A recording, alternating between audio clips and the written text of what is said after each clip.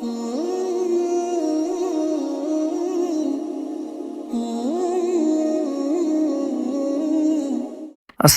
আলাইকুম ওরহমতুল্লাহি ওয়াবারাকাতুহু। প্রিয় দর্শক, আজকে আমরা আলোচনা করব হযরত মরিয়ম আলাইহিস সালামের ইন্তিকাল এবং হযরত ঈসা আলাইহিস সালামকে আসমানে উঠিয়ে নেওয়ার ঘটনা, যে ঘটনাগুলো হয়তোবা আপনার ইতিপূর্বে কখনো জানা হয়নি। তাই অনুরোধ করব পুরো আলোচনাটি না টেনে শুরু থেকে শেষ পর্যন্ত মনোযোগ সহকারে শোনার জন্য।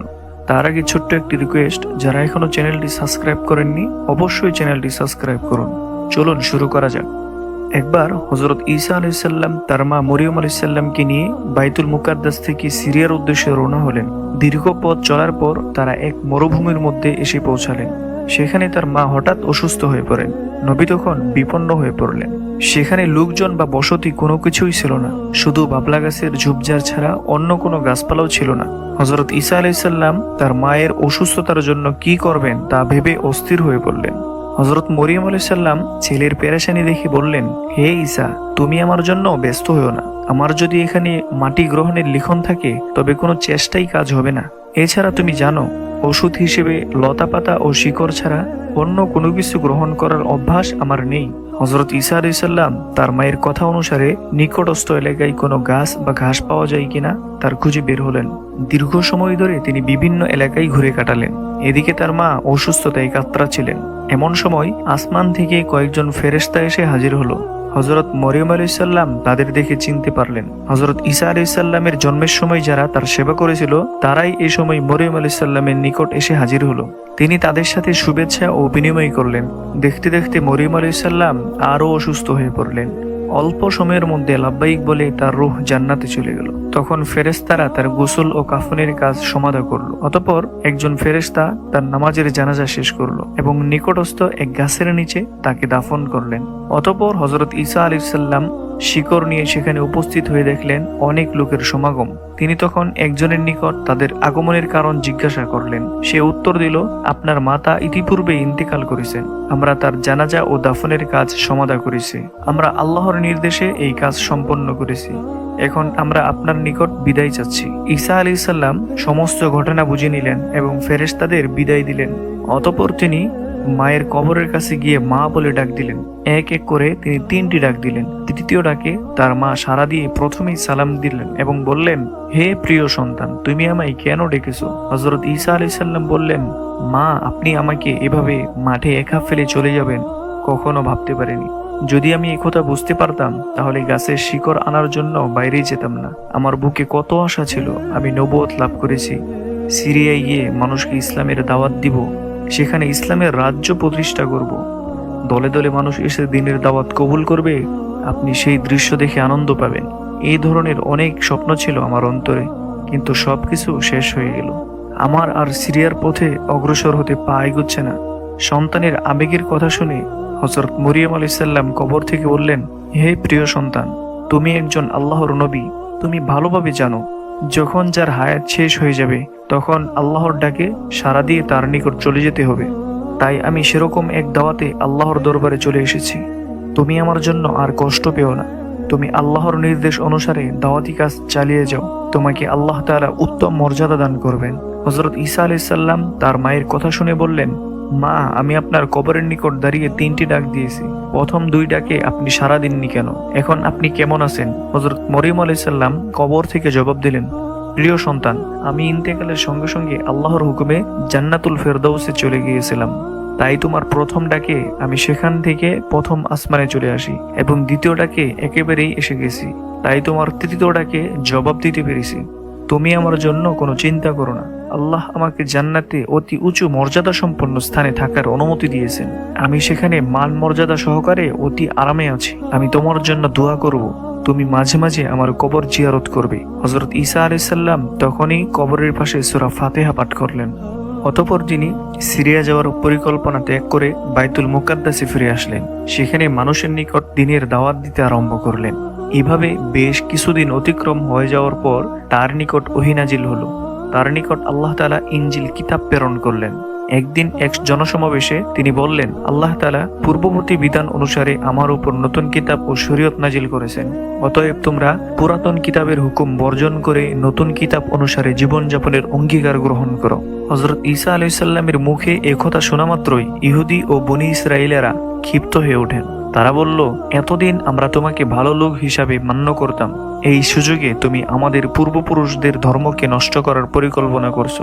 নিজে শরীয়ত তৈরি করে আমাদের উপর চাপিয়ে দেওয়ার চেষ্টায় মেতে উঠেছো। তোমার এই অপরাধ আমরা ক্ষমা করব না। তুমি এই ষড়যন্ত্র পরিত্যাগ করো, না হয় আমরা তোমায় হত্যা করব। ঈসা আলাইহিস সালাম তাদেরকে বললেন, তোমরা আমায় হত্যার ভয় দেখাচ্ছ? সে তো আমার নিকট অতি তুচ্ছ ব্যাপার। আমি আল্লাহর নবী, সেই হিসাবে আল্লাহর নির্দেশ অনুসারে জাতিকে দ্বীনের দাওয়াত প্রদান করাই আমার দায়িত্ব। অতএব আমি তোমাদের এই পথ গ্রহণ করার জন্য বিশেষ অনুরোধ জানাচ্ছি। অন্যথায় আল্লাহর গজব জমিনে নেমে আসবে, যেমন গজব এসেছে পূর্বকার নবীদের জামানায়। বনী ইসরায়েলের মধ্যকার মুসলমানেরা নবীর দাওয়াতে পরিপ্রেক্ষিতে দুই ভাগ হয়ে গেল। কিছু লোক পূর্ববর্তী নবীর প্রচারিত ধর্মকে আঁকড়ে ধরল, আবার কিছু লোক ঈসা আলাইহিস সালামের দাওয়াত গ্রহণ করতে রাজি হলো। হযরত ঈসা আলাইহিস সালামের অনুসারীরা বনী ইসরায়েলদের বলল, তোমরা হযরত জাকারিয়া আলাইহিস সালাম ও ইয়াহইয়া আলাইহিস সালামকে হত্যা করেছো, আবার এখন হযরত ঈসা আলাইহিস সালামকে হত্যা করার চেষ্টা করছো। এটা জাতির জন্য এক বিপজ্জনক তৎপরতা। তোমরা এই ধরনের পরিকল্পনা থেকে বিরত থাকো। হযরত ঈসা আলাইহিস সালাম অবশ্যই আল্লাহর একজন খাস নবী। তিনি যেসব মুজিজা তোমাদেরকে প্রদর্শন করেছেন, তার মধ্যে মৃতকে জীবিত, চির অন্ধকে আরোগ্য করা ও কুষ্ঠরোগীকে সুস্থ করা ইত্যাদি প্রমাণই তার নবী হওয়ার জন্য যথেষ্ট। অতএব তোমরা ঘৃণিত পরিকল্পনা পরিত্যাগ করে তার প্রতি ঈমান আনো, তার শরীয়তকে গ্রহণ করো। বনী ইসরায়েলেরা ধর্মপ্রাণ মুসলমানদের কথা শুনে তাদের শাসন করতে দ্বিধা করল না এবং ঈসা আলাইহিস সালামকে হত্যা করার পরিকল্পনা আরও জোরদার করল।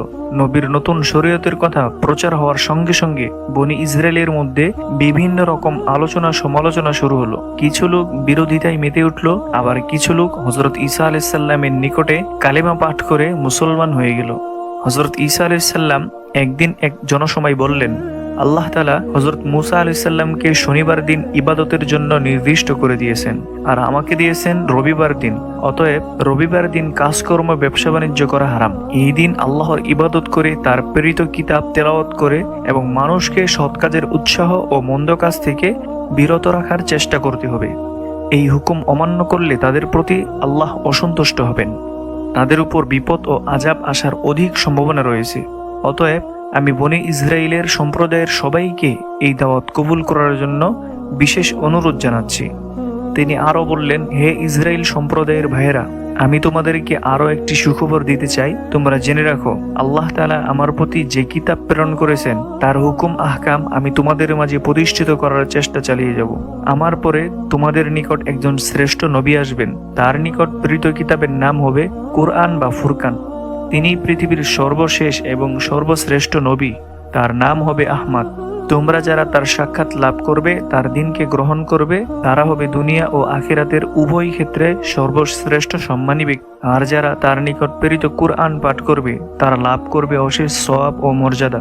এই প্রসঙ্গে হযরত ঈসা আলাইহিস সালাম আরো বলেন, হে কওম, তোমরা জেনে রাখো, শেষ নবীর প্রতি নাজিলকৃত কিতাব যা কুরআন নামে প্রসিদ্ধ লাভ করবে, অথচ ইতিপূর্বে নবীর প্রতি নাজিলকৃত কিতাব সম্পূর্ণভাবে কোনো মানুষ মুখস্থ রাখেনি। কিন্তু শেষ নবীর এই শরীয়ত পৃথিবীতে কিয়ামত পর্যন্ত থাকবে। তোমরা সেই নবীর প্রতি দুরূদ ও সালাম পাঠ করবে। আল্লাহ তাআলা সেই নবীকে নিজের বন্ধু বলে সম্বোধন করেছেন। তাকে সৃষ্টি না করলে আল্লাহ তাআলা জমিন ও আসমান কিছুই সৃষ্টি করতেন না বলে নিজেই ঘোষণা করেছেন। অতএব তার মান মর্যাদা সম্বন্ধে তোমরা অনুমান করে নাও। আমি একজন নবী হওয়া সত্ত্বেও আখিরি নবীর একজন সাধারণ উম্মতের অন্তর্ভুক্ত হতে আগ্রহী। যদি আল্লাহ আমার প্রার্থনা কবুল করেন, তবে আমি নিজেকে ধন্য মনে করব। ধর্মদ্রোহী বনী ইসরায়েলেরা হযরত ঈসা আলাইহিস সালামের এই বক্তব্য শুনে বলল, ইহা হযরত মুসার শরীয়ত ভেঙে নিজে এক শরীয়ত প্রবর্তনের মাধ্যমে রাজনৈতিক ক্ষমতা দখলের ষড়যন্ত্র করছে। অতএব দেশের বাদশার নিকট তার ষড়যন্ত্রের কথা খুলে বলা উচিত। এছাড়াও সে নতুন আরেক শ্রেষ্ঠ নবীর আগমনের কথা বলে আমাদেরকে তার দিকে আকৃষ্ট করার চেষ্টা করছে। আমরা এই দুরূহী সন্ধির জাল ভেদ করে তার গোপন উদ্দেশ্য সম্বন্ধে অবগত হতে সক্ষম হয়েছি। এমতাবস্থায় আমাদের আর বিলম্ব করা উচিত নয়। অতি সত্বর তাকে সমুচিত শাস্তি প্রদান করা উচিত। তখনকার সময় বাইতুল মুকাদ্দাস সহ জেরুজালেম রাজ্যের বাদশাহ ছিলেন একজন কাফের এবং সে ইসলামের চরম শত্রু ছিল। আর বনী ইসরায়েলের মধ্যে যখন এমন এক দ্বন্দ্ব সৃষ্টি হলো, তখন সেই ইসলামকে চিরতরে মুছে ফেলার উদ্দেশ্যে ধর্মদ্রোহীদের এক গোপন মিটিং বসলো। সে বাদশাহ সবাইকে বলল, তোমাদের পূর্বপুরুষদের ধর্মকে এভাবে নিশ্চিহ্ন করে দেওয়ার ষড়যন্ত্রে যারা লিপ্ত রয়েছে তাদেরকে চিহ্নিত করা তোমাদের একান্ত কর্তব্য। এরা নবী রাসূলগণের শত্রু এবং আল্লাহর শত্রু। এই ব্যাপারে তোমাদের সাহায্যে যা কিছু প্রয়োজন তা দিতে আমি সম্মত আছি। এটি একটি সওয়াবের কাজ, তাই এতে আমি অংশীদার হতে পারলে নিজেকে ধন্য মনে করব। বাদশার এই অতিমাত্রায় উৎসাহদানের পরে সকলে সিদ্ধান্ত নিল যে ঈসা আলাইহিস সালামকে সর্বক্ষণ অনুসরণ করতে হবে। যখন তাকে একাকী পাওয়া যাবে তখন তার ইহলীলা শেষ করে দিতে হবে। এই হত্যার সিদ্ধান্ত সর্বসম্মতভাবে গৃহীত হওয়ার পর তারা মিটিং শেষ করলো। পরের দিন তারা আল্লাহর নবী ঈসা আলাইহিস সালামের পেছনে লেগে গেল। সর্বক্ষণ তাকে অনুসরণ করে ধর্মদ্রোহীরা পর্যায়ক্রমে নিয়মিত ডিউটি দিতে আরম্ভ করলো। প্রায় অনেক দিন তারা নবীকে একাকী পাওয়ার চেষ্টা করেও সফল হলো না। মুসলমানেরা যখন কাফেরদের এই পরিকল্পনা অনুমান করতে পারল, তখন তারা রীতিমতো নবীকে পাহারা দিয়ে রাখার ব্যবস্থা করতে লাগলো। ফলে কাফেররা ঈসা আলাইহিস সালামকে আর একাকী ধরার কোনো সুযোগ পেল না। অবশেষে তারা সিদ্ধান্ত নিল যে ঈসা আলাইহিস সালামকে তার প্রহরীদের সহ আক্রমণ করা হবে।